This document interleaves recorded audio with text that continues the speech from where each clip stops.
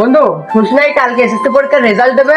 হ্যাঁ বন্ধু, আমার সেই টেনশনে ঘুম আসছে না। কেন, তোর আবার কিসের টেনশন? একবার যদি ফেল করি বাড়ি থেকে না বকবে। আরে না বন্ধু, তুই ফেল করবি না, আমার একটা বিশ্বাস তুই পাস করবি, কারণ তোর অনেক ভালো পরীক্ষা হয়েছে। হ্যাঁ বন্ধু, তুইও তো ভালো করে পরীক্ষা দিছিস, তুইও পাস করবি। হ্যাঁ বন্ধু, তোর কথাটা যেন কাজে লাগে। আয় বন্ধু বাড়ি যাই। আর বন্ধু, এবার আমি এসএসসি পরীক্ষায় প্লাস পালি, আমার বাবা না আমাকে টাচ মোবাইল কিনে দেবে, আর আমি না সারা দিন ফ্রি ফায়ার খেলবো। আরে বন্ধু, তুই যদি সারাদিন গেমই খেলিস তাহলে পড়বি নি কখন? আরে বন্ধু, সব সময় কি মানুষ পড়ে নাকি? যে ফ্রি সময়টুকু পাবো সেই সময়টুকু গেম খেলবো। ও তাই বল, তাহলে তো ভালোই হয়। আর আমাকে আমার বাবা বলেছে পরীক্ষায় যদি ভালো রেজাল্ট করতে পারি তাহলে আমাকে বড় একটা কলেজে ভর্তি করে দিবে। ও ভালোই তো হবে। তো বন্ধু চল, কোচিং এ দেরি হয়ে যাচ্ছে। আসে।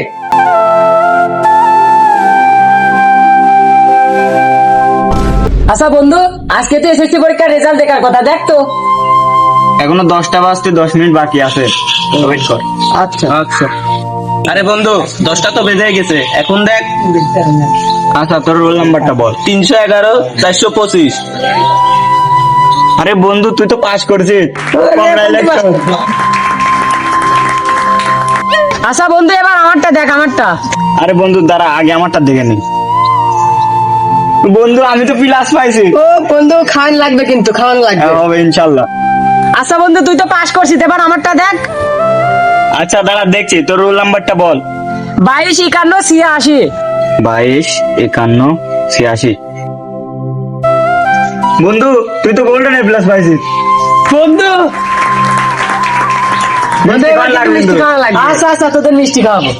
আরে বন্ধু, এবার আমারটা দেখ। আচ্ছা দেখছি, তোর রোল নাম্বারটা বল। 112 218। 112 218। আরে বন্ধু, তুই তো ফেল করেছিস। আরে বন্ধু, তুই তো টেস্ট পরীক্ষায় ভালো রেজাল্ট করেছিলি, তো ফেল গেলি কেমন? ফেলে গেলে কমো, ফেল তো যাবি। টেস্ট পরীক্ষায় সমাজটা দেখে দেখে লিখেছিল, তাই পাস করেছি না।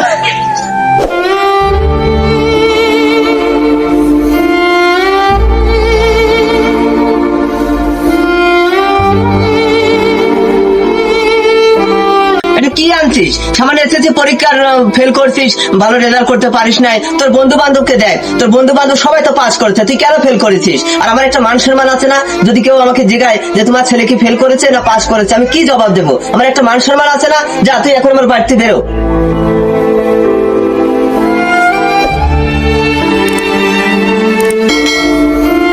না রে, ছেলেটার সঙ্গে এরকম করা ঠিক হয়নি। আমরা পাস করছি, ও ফেল করছে, না জানি ছেলেটা কি করে বসে। আমি ওর বাবাকে এখনই যা বলে আসি। আচ্ছা যা বন্ধু।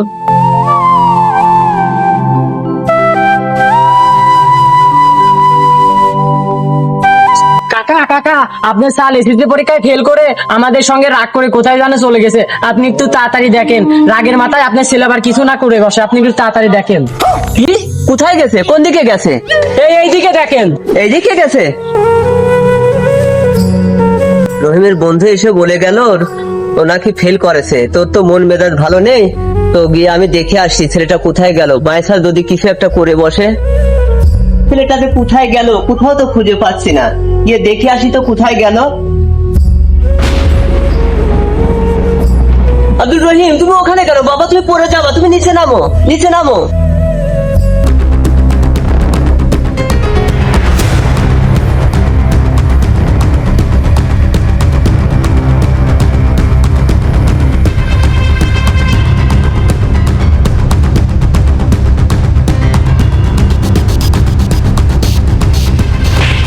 আরে তুই এটা কি করছিস?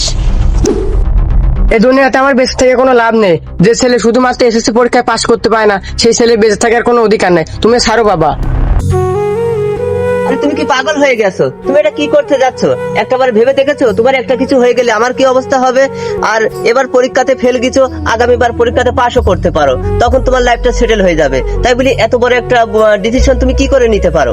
আরে বাবা, আমি তো পরীক্ষাটা ভালোভাবেই দিয়েছিলাম, বুঝতে পারতেছি না কিভাবে যে আমি ফেল গেলাম। আরে বাবা, কিছু কিছু ছাত্র জীবনে এই ধরনের দুর্ঘটনা ঘটে থাকে, তাই বলে কি তুমি তোমার নিজের জীবন শেষ করে দিবা? তুমি এবার পরীক্ষায় ফেল গেছো, তাতে কি হয়েছে?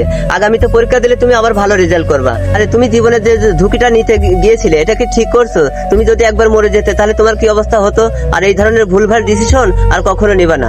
একবার না পারিলে দেখো শতবার।